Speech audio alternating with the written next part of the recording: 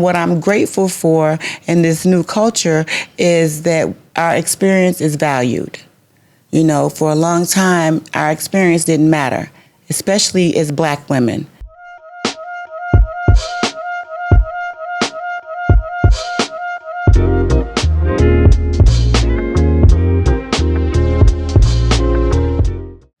Hey, my fellow advocates, it's your girl Yaya Dawn of the A Podcast, and today's episode is all about grown women. Now, the song that came to mind for me, there were a couple of them, but the song that impacts me and gives me strength is Mary J. Blige's Good Morning Gorgeous. When I think about that song, it encourages me, because a lot of times I don't have someone to say, good morning, gorgeous. I have to do it for myself. And that's that grown woman stuff that I'm talking about. Sometimes we have to encourage ourselves, ladies. We have to be our biggest supporters, right? And so today I have two amazing guests. The first guest, she is the incomparable, I call her Steph, the Jefe. This young lady has a master's in public health, and her heart and her soul beats for the community. And my second guest, y'all, oh my God, Miss Melissa Curry. Yes. Sister girl is working on her doctorate as a nurse practitioner, y'all, at Baylor. She has so many alphabets behind her name. I think the only ones she's missing are Q and Z. So, having said all that, ladies, welcome. Welcome to the A. Great to be here. All right. So for this discussion, we want to present the trials and triumphs of women's health and womanhood. Y'all ready for this? I think so. Okay. All right. So let's begin. Now, Steph, since you are the youngest of the bunch, I am the most seasoned. And Melissa, she falls right smack dab in the middle, y'all. I have a question about revisiting the younger versions of ourselves, right? The fearless, the unsure, the dreaming, the silence. Like, pick one and tell me a little bit about that younger version. Who you were as your younger self, as opposed to, or who you thought you wanted to be in your younger self, as opposed to who you are now. So I think for me, I would have to say that it was, I'm going to say unsure. Okay. The unsure me.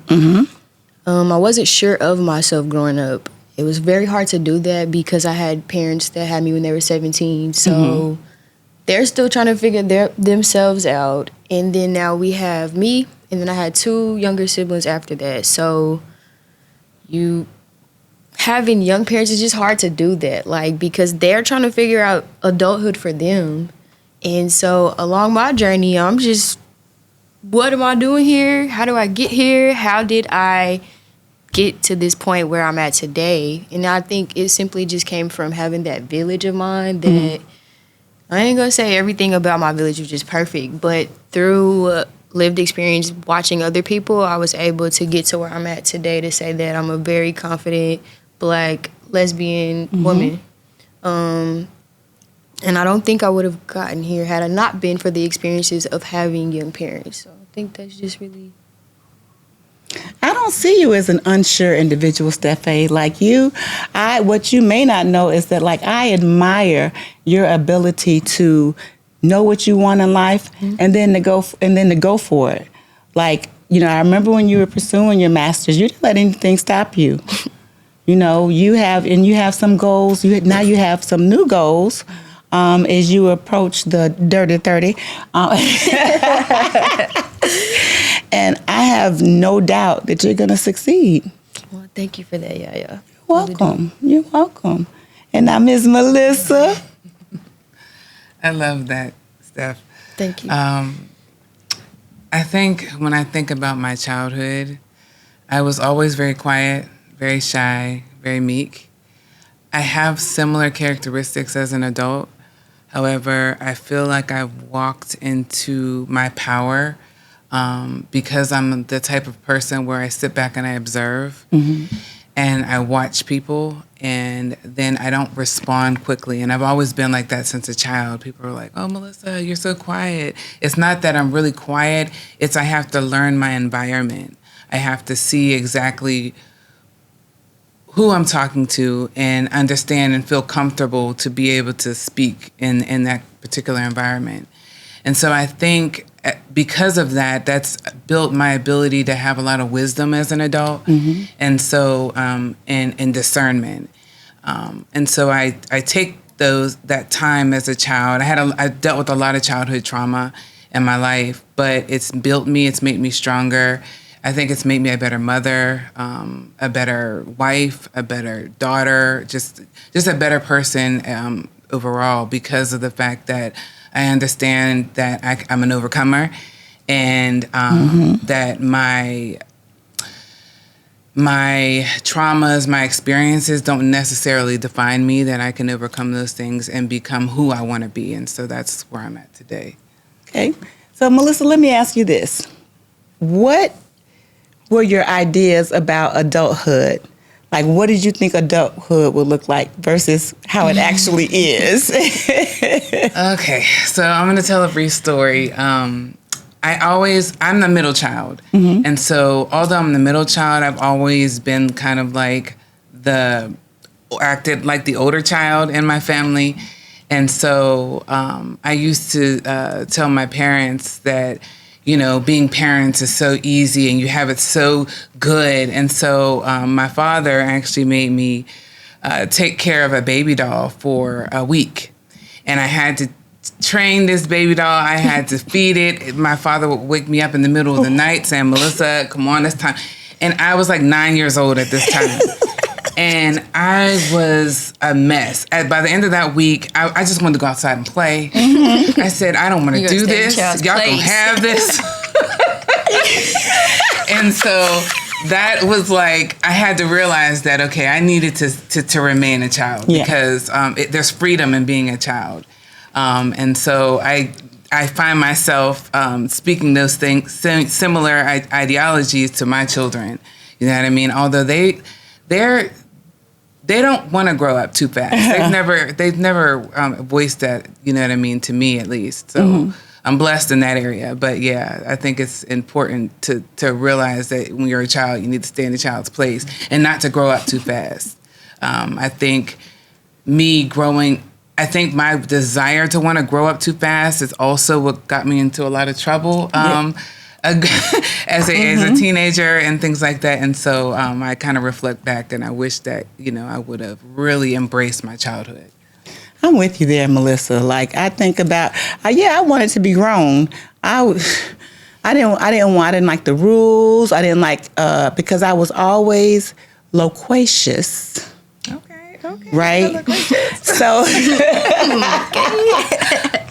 you know, and I would get punished for that.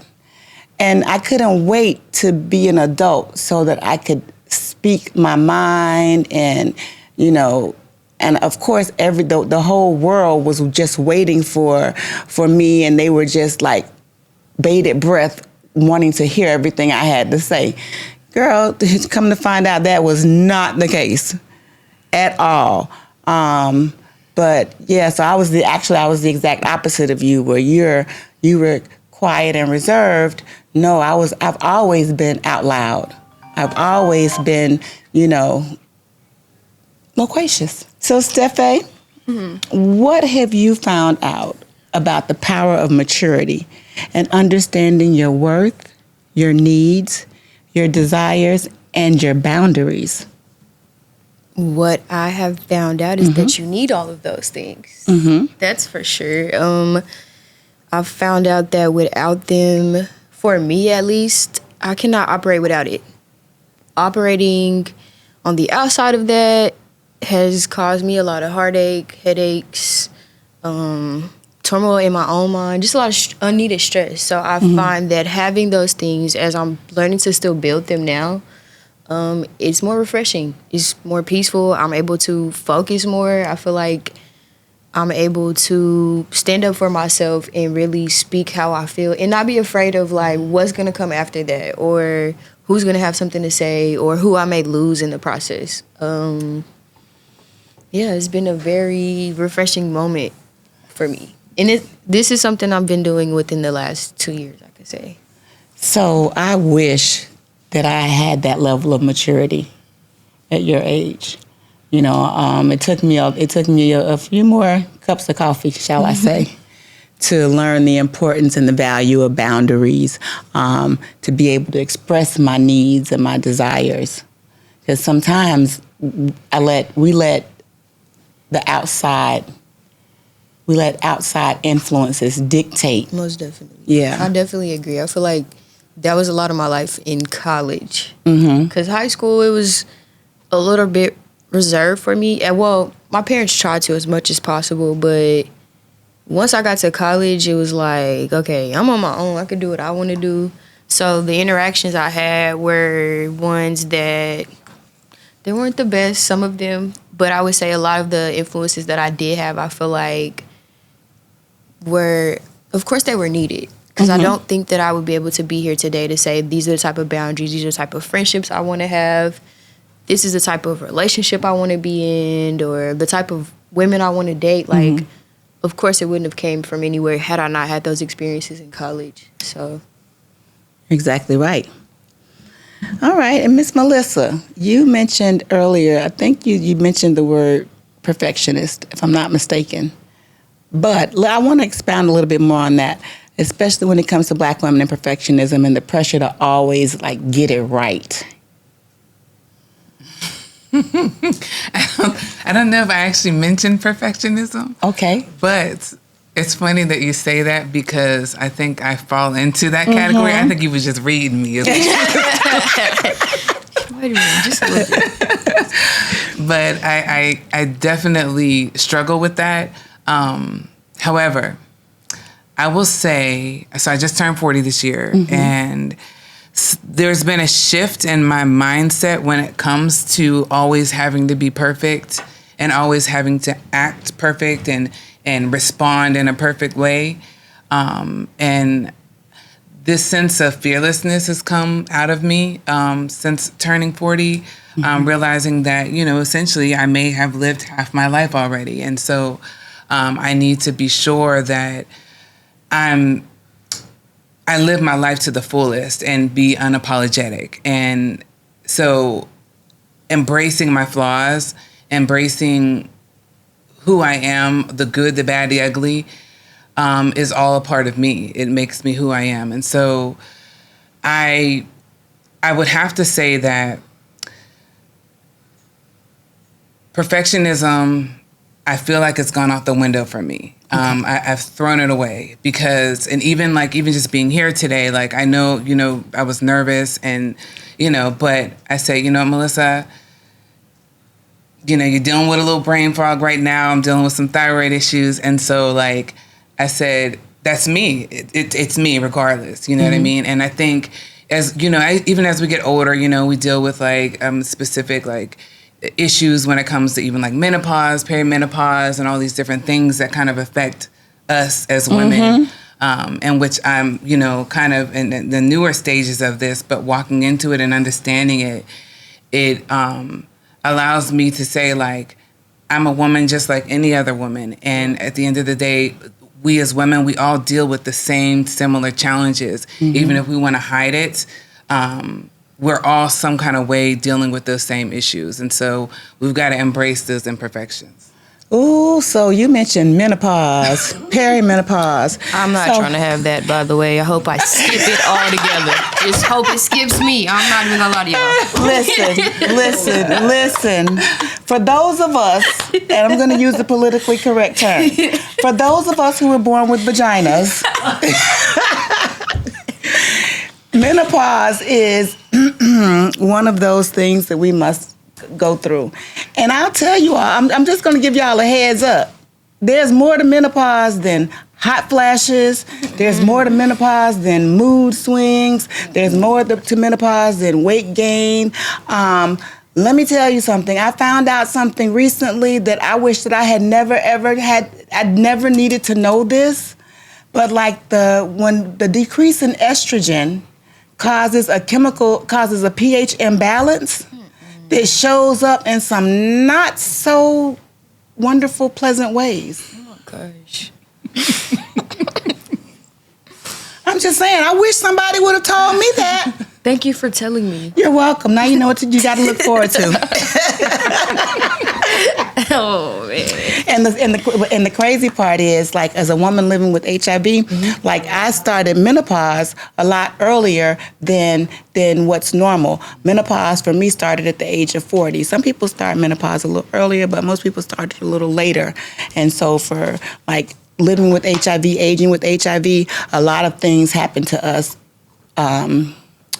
sooner rather than later. So I said all that to say, like, this could have happened to me around 80, 85, and I would have been fine. Mm-hmm. Right? I have, at 80 or 85, I don't think I have any plans of getting my groove on, but I'm Yaya Don, you never know. But but anyway, I digress. So you talked about having thyroid issues, and so I want to ask a question, and I pose it around an HIV diagnosis, but it can be any diagnosis. So how a health diagnosis, for me, an HIV diagnosis or an uncertainty, can shift our life direction, but not end it. I think I got a little something. You think you got a little something? Go ahead. Yeah. So I have like a mild form of sickle cell, and one of the things that comes across my mind sometimes often is when I choose to have a child, like, do I want to carry or not? Because I don't know what it could do to my body, me being older. Now, with having sickle cell, and it's a very mild form, beta thalassemia, so that means, like, I don't experience a lot of the things that people that have full-blown sickle cell do.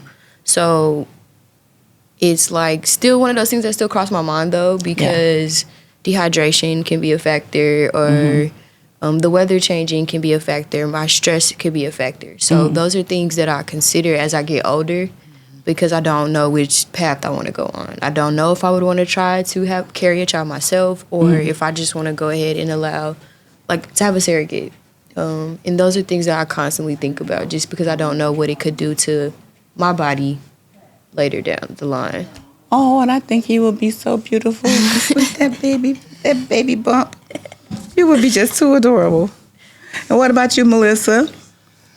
I think, and I'm gonna kind of put my nurse hat on for a second, but I think that anytime someone is diagnosed with any health condition, regardless, it's all about their perspective and their readiness and willingness to move forward with whatever they need to do. You know, I'm just gonna use an example for diabetes, right? If someone's diagnosed with diabetes and they come in and they start to have symptoms or what have you, and the doctor says, okay, I want to put you on this particular medication. Is the patient or is that person ready? Are they ready to start medications? Are they ready to start lifestyle changes that are needed to be done in order to ensure that they are living their best selves and thriving in a way that only they would want to thrive?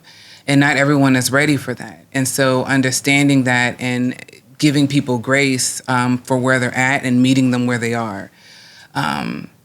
I think for me personally, I think when I have been diagnosed, like for instance, when I had to have my thyroid removed, and that was, I struggled with that decision for almost 7 years. I dealt with that condition, and then finally I was ready to actually make that decision and move forward. And I would say now, even though there are some hiccups, that was probably one of the best decisions that I made for myself. And I actually wish that I didn't wait so long to do it. But yeah, I think like it just all depends on if you're ready, and then where your headspace is. Are you willing to make those changes?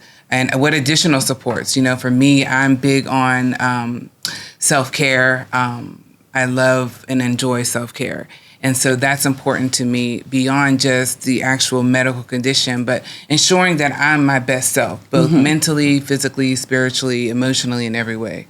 I love it. I love it.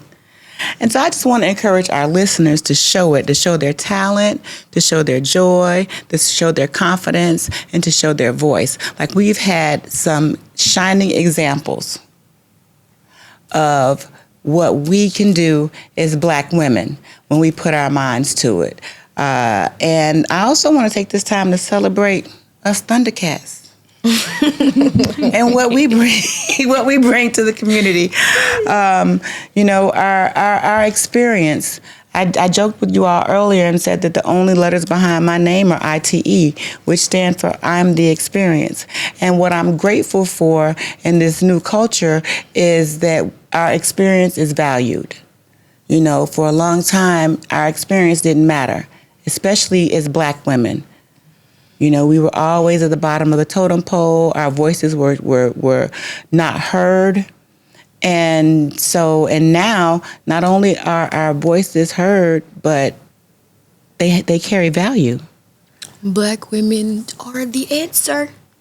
To everything. I don't know. And so I want to say, I have one last question, and you mentioned thriving. And so here on the A podcast, we came up with the term Thriving. That's not because we are not only surviving, but we are thriving. So we are Thriving. So that means navigating a prosperous life, which is cultivated to flourish despite danger and hardship. Got it? Gotcha. All right. So Melissa first, can you give us an example of where you activated Thrivership? And then you can, Steph.